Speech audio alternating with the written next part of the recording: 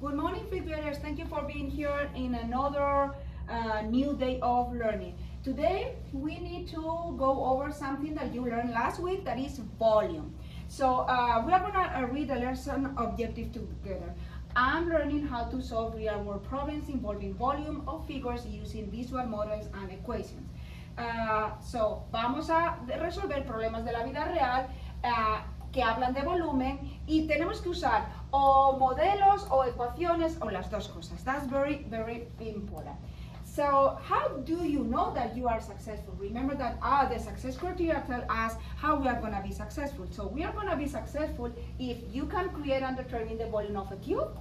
You can determine and create the volume of a rectangular prism. You can create a box and determine the volume. So volume, cube, and rectangular prism. Remember the difference between cube and rectangular prism. Cube, all the edges are equal. Rectangular prism, not all the edges are equal, okay? There are two different type of boxes. Last week we learned the formula that we need to apply to find the volume of rectangular prisms and cubes. Remember, it's a 3D shape, tres dimensiones, the length, the width, and the height, el largo, el ancho, y el alto, and the units are going to be cubic units because we have these three dimensions, okay? 3D, three parts in the formula, and the units cubic inches.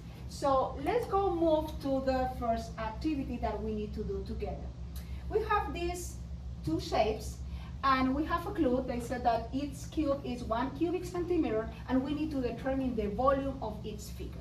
So who can tell me how we can determine the volume of these two shapes? Okay, yes? Okay, we can count the cubes. Excellent, so let's go count.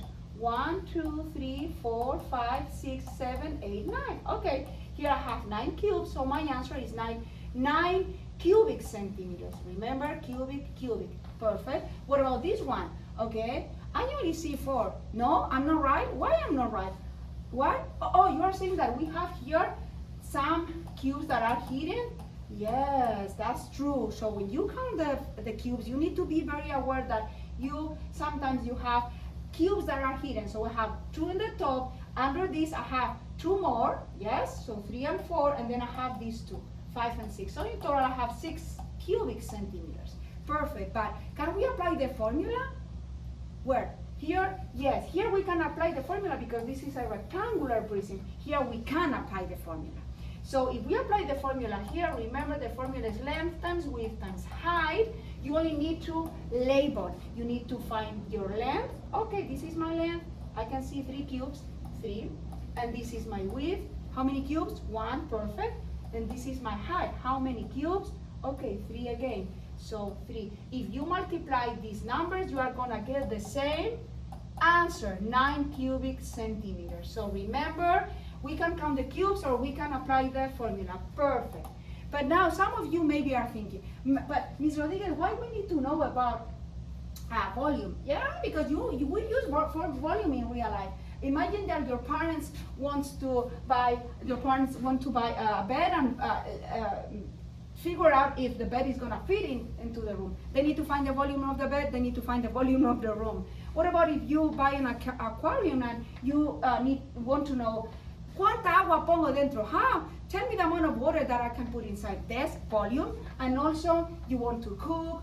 And also, what about a container? Imagine that in the future you have a business and you make boxes of tissues and you want to know how many containers do I need to rent if I want to put all my tissues inside and ship it to Europe. Yes, volume. So volume is very, very important. Your activity today after the lesson. Okay, so you are gonna create a sculpture. In groups, you need to create a sculpture. You need to glue all the cubes, the one that you want, okay? Create a sculpture. You need to use these cards to write your volume. You need to explain how did you find the volume of your sculpture, and then we need to share, okay? The rest of the teams are gonna present their sculptures, and you need to find the volume. So here are some examples, okay? Perfect. Remember that if your team is done, remember that you have iReady lessons. Remember that you can practice and the things that you are struggling with. Remember your goal tracker. and I'm gonna be here moving around and taking your activities. So everybody, do you understand? Thumbs up, perfect. Okay, so thank you for being here. I'm gonna take your work. Bye.